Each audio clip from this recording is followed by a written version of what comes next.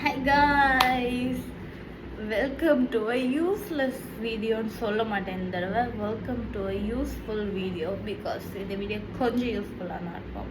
Boys and girls ரெண்டு பேருக்கும் தான். ஸோ கைஸ், எல்லோரும் இது வேக்சின் கேள்விப்பட்டிருப்பீங்க.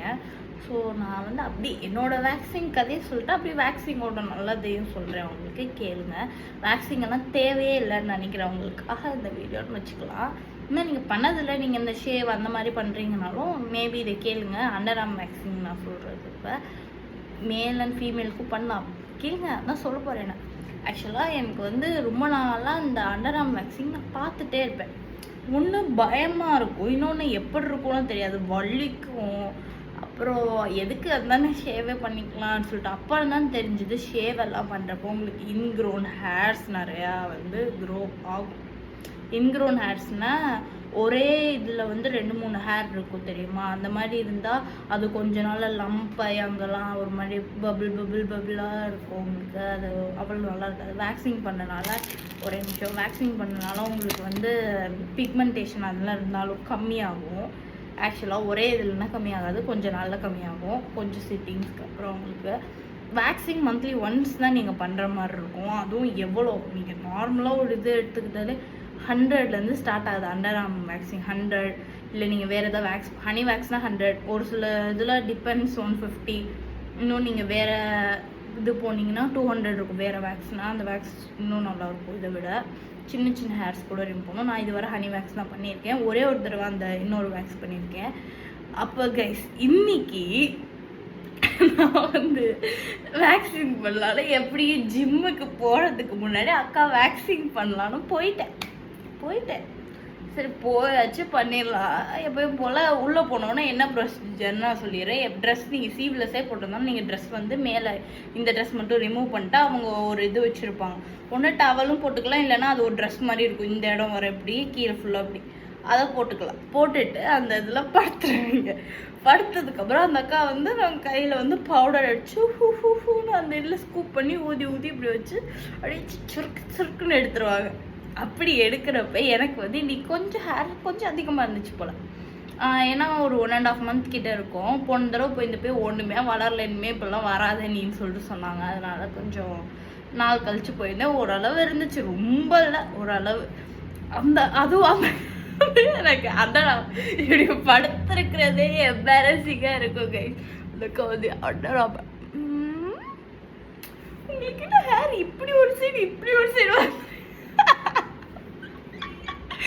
ஆக்சுவலாக எல்லாருக்கும் அண்டர் ஆர்ம் ஹேர் ஒன்று கீழேருந்து மேலே இல்லை மேலேருந்து கீழேன்னு ஒரு டைரக்ஷன். எனக்கு எப்படின்னா அது பாதியாக இருந்து ஒரு செக்ஷன் கீழேருந்து மேலேயும் இன்னொரு செக்ஷன் மேலேருந்து கீழேயோ மாதிரி க்ரோ ஆகிருக்கு. அப்படின்னா நீங்கள் ஒரே டைமில் வேக்ஸ் போட்டு இழுக்க முடியாது.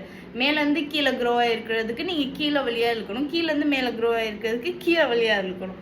அதனால தனித்தனியாக வேக்ஸ் போட்டு அந்த கறி ரிமூவ் பண்ணிட்டாங்க. எனக்கு கொஞ்சம் இன்க்ரோன் ஹேர்ஸ் இருக்கும் போல், அது வந்திருக்கு. அது ஹனி வேக்ஸில் வரல. அது ஒரு சில ஹேர் பெருசாகவும் ஒரு சில ஹேர் சின்னமாகவும் இருக்கனால. ஸோ அந்த அக்கா எடுத்துட்டு அந்த அக்கா வேக்ஸ் பேப்பர்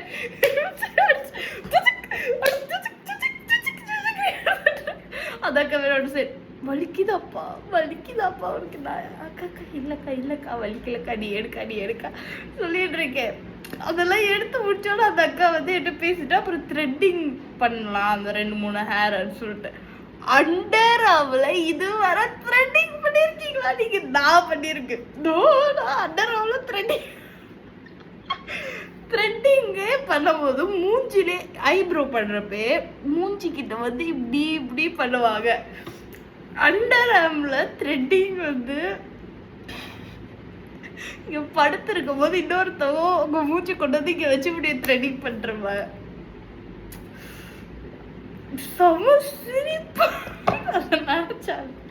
ஆக்சுவலாக எனக்கு பண்ணாங்க. இன்னைக்கு த்ரெட்டிங் வலிக்கவே இல்லை. 2-3 ஹேர் தான் ரிமூவ் பண்ணுங்கிறதுனால த்ரெட்டிங் வலிக்கலையா. ரொம்ப நேரம் ஆயிடுச்சு கைஸ். இன்னைக்கு பண்ணிட்டு இருக்கும்போது அந்த அக்கா வலிக்குதாப்பா உனக்கு வேற ரெட்டாக ஏதோ ரெட்டாக வருதுன்னா வேற ஒன்றும் இல்லை, ரத்தம் தான் வருது. ஐயோ ரத்தம் வருப்பான்னு பயப்படாதீங்க. அது அந்த ஃபாலிக்குள்ள ரொம்ப ஃபோர்ஸில் உங்களுக்கு எடுக்கும்போது லாங் ஹேர் அந்த மாதிரி இருந்தால் அது கொஞ்சம் நீங்கள் ஐப்ரோவே பண்ணும்போது 2 நாளுக்கு பார்த்தீங்கன்னா இங்கன்னா லைட்டாக டாட்டாக இப்படி தொட்டிங்கன்னா ஒரு மாதிரி இருக்கும். அது என்னதுன்னா உங்கள் கண்ணுக்கே தெரியாத இதில் ஒரு டேமேஜ் ஆகிருக்கும் கொஞ்சம். அதை வந்து ஹீல் ஆகிறப்ப தான் அப்படி இருக்கும். ஐப்ரோவே நான் வந்து எடுத்து ஒரு 4-5 டேஸில் தான் நல்லா உங்களுக்கு அந்த இடம் இதாகும். அதே மாதிரி தான் அங்கேயே இருக்கும். அது ரொம்ப நார்மல், 2 நாளாக சரியாயிடும் உங்களுக்கு. ஃபஸ்ட் டைம்னா எடுக்கிறேன்னா அப்படி தான் இருக்கும். அந்த அக்கா ஒரு ரெட்டாக வேற படுத்துப்பா, எனக்கே பயம். அந்த அக்கா நானே பயப்படாம இருக்கேன், அந்த அக்கா பயப்படுறாங்க கைஸ். அந்த அக்கா வந்துட்டு என்கிட்ட எடுத்துட்டு இருக்கேன் என்கிட்ட, நீயும் பார்க்க ஆளுன்னப்பா நல்லா இப்படி இருக்கு, ஆனால் பேசுறதுல சின்ன பிள்ளை மாதிரி பேசுற நீ, உனக்கு வேற இப்படி பண்ண இருக்கு, பாவமா இருக்கு. ஐயோ ஐயோ எனக்கு அந்த அக்கா அப்படி சொல்றா. எனக்கு ஐயோ ஐயோ என்னடா பண்ணல, எனக்கு சிரிப்பு வருது. சிரிச்சுட்டேனா பேசுறதெல்லாம் ஏதோ சொல்லி வச்சா பேச முடியும், வர மாதிரி பேசுறது தான். அக்கா இப்படி காலேஜ்லாம் படிக்கிறியா? ஃபர்ஸ்ட் அந்த அக்கா என்ன பெரியவங்க மாதிரி வாங்க போங்கன்னு கூப்பிட்டாங்க. அப்புறம் தான் அந்த அக்கா நான் காலேஜ் தான் படிக்கிறேன், ஏன்னா பேசுகிறேன், வாயத்தை வந்து பேசணும்னு அந்த அக்கா கண்டுபிடிச்சிட்டாங்க. நான் வந்து பேசுறதுக்கு முன்னாடி வர நான் வந்து ரொம்ப டெரர் பீஸ் மாதிரி இருப்பேன். பேச ஆரம்பிச்சிட்டேன்னா எல்லாம் என்ன டம்மி பீஸ் நினச்சிக்குவாங்க. ஆனால் நான் அப்படி கிடையாது. சரியா? சரி அதை விடுங்க, அது வந்து அவுட் ஆஃப் டாபிக். இப்படி எடுத்துட்டு இந்த ஆம்ல கொஞ்சம் ஈஸியாக எடுத்துட்டு அந்த அக்கா இருப்பா நான் உனக்கு வாஷ் பண்ணி ஜெல் போட்டு விட்டுறேன், அது எரியாது, நீயும் வீட்டுக்கு போய் ஏதோ க்ரீம் போட்டுக்கோ, எனக்கு ரொம்ப கஷ்டமாக இருக்குப்பா இது. ஐயோ அந்த அக்கா எவ்வளோ ஒரு கைண்ட் பர்சனாக இருக்காங்கப்பா. இந்த மாதிரி அங்கெல்லாம் பியூட்டி பார்லர்ஸில் வைக்கிறவங்களே இப்படி தான் இருப்பாங்களா, இல்லை பியூட்டி பார்லர் அந்த இது கோர்ஸ் படிக்கிறவங்களே நல்ல மனசு உள்ளவங்க இருப்பாங்களா என்னன்னு எனக்கு தெரில. எனக்கு வந்து ரொம்ப நல்லா அக்கா மாதிரி தெரிஞ்சவங்க, ரொம்ப நல்லா பேசிகிட்டு இருந்தாங்க. அதுக்கப்புறம் வந்து எனக்கு நல்லா அங்கெல்லாம் ஃபுல்லாக க்ளீன் பண்ணிவிட்டு நல்லா ஜெல் போட்டு விட்டுட்டாங்க. அப்புறம் வந்துட்டு அப்புறம் இதோட முக்கியமான ஸ்டோரி டைம் ஒரு கேஸ். இப்போ வந்து இதோட பெனிஃபிட்ஸை பார்க்கலாம். இதோட பெனிஃபிட்ஸ் என்னென்னா, உங்களுக்கு வந்து இன்க்ரோன் ஹேர்ஸ் பிக்மெண்டேஷன்னா இருக்குன்னா நீங்கள் கண்டிப்பாக வேக்சிங் பண்ணலாம். எனக்கு கேட்டால் ஷேவ் பண்ணுறது அண்டர் ஆர்மர் ஒரு நல்ல விஷயமே கிடையாது. ஸோ என்னை பொறுத்தவரை எல்லாருமே வேக்சிங் பண்ணுங்கள். பசங்களும் எப்பயாச்சும் ஆச்சு நீங்கள் பண்ணுவீங்க தானே, ஷேவ் பண்ணுவீங்க. Under arms most of boys shave பண்ண மாட்டான். அப்போ நீங்கள் ஷேவ் பண்ணணுன்னு இருந்தால் ஒரு 150 ருபீஸ் இல்லை நிறைய இதில் 100 ருபீஸ் தான் அண்டர் ஆர்ம் வேக்சிங். போய் அதை பண்ணுங்கள் கைஸ். அதை பண்ணிங்கன்னா உங்களுக்கு இன்க்ரோன் ஹேர்ஸும் இருக்காது, நல்லா பிக்மெண்டேஷனும் ரிமூவ் ஆகும்.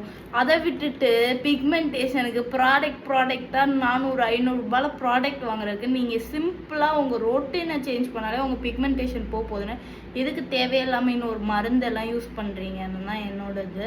நான் அது வர அண்டர் ஆர்ம் ஒயிட்னிங்க்கு நான் எதை யூஸ் பண்ணது கிடையாது. அப்புறம் அதுதாங்க. ஸோ இதை பண்ணுங்கள், பயப்படாதீங்க, அவ்வளோவா வலிக்காது. நீங்கள் ஃபஸ்ட்டு ஒரு பார்லர் போயிட்டு நீங்கள் பண்ணுறீங்கன்னா அவங்கள்ட்ட சொல்லுங்கள் எனக்கு ஃபஸ்ட் டைம் அவங்க பார்த்து தான் பண்ணுவாங்க. கொஞ்சமாக வலிக்கும் ஃபஸ்ட் டைம், டக்குன்னு வலிக்கிற மாதிரி இருக்கும். அப்புறம் பார்த்தா அடுத்த செகண்டே சரியாக போயிடும். உண்மையாக சொல்கிறேன். நீங்கள் யாராவது இந்த வீடியோவை பார்த்துட்டு போய் வேக்சின் பண்ணிட்டு வந்து வலிக்கிறதுன்னு கீழே கமெண்ட் பண்ணக்கூடாது. வலிக்கும், பட் ரிசல்ட் வரும். நம்மளுக்கு வந்து அதுதான் முக்கியம். சரியா? லைட்டாக வலிக்க தான் செய்யும், இல்லைன்னா சொல்ல முடியாது. ஷேவ் பண்ணுறப்போ வலிக்காது, எனக்கு இதுக்கு வலிக்குதுன்னீங்கன்னா அப்புறம் ப்ராடக்ட்ஸ் எல்லாம் யூஸ் பண்ணி வேறு ஏதோ ப்ராடக்ட் யூஸ் பண்ணி இன்னும் டார்க் ஆயிடுச்சுன்னா என்ன பண்ணுவீங்க? இப்போல்லாம் ப்ரொமோஷனுக்காக என்னென்ன ப்ராடக்ட்டே என்னென்னமோ சொல்லி பண்ணிட்டுருக்காங்க. ஸோ பார்த்துடுங்க. ஓகே கைஸ், பாய்.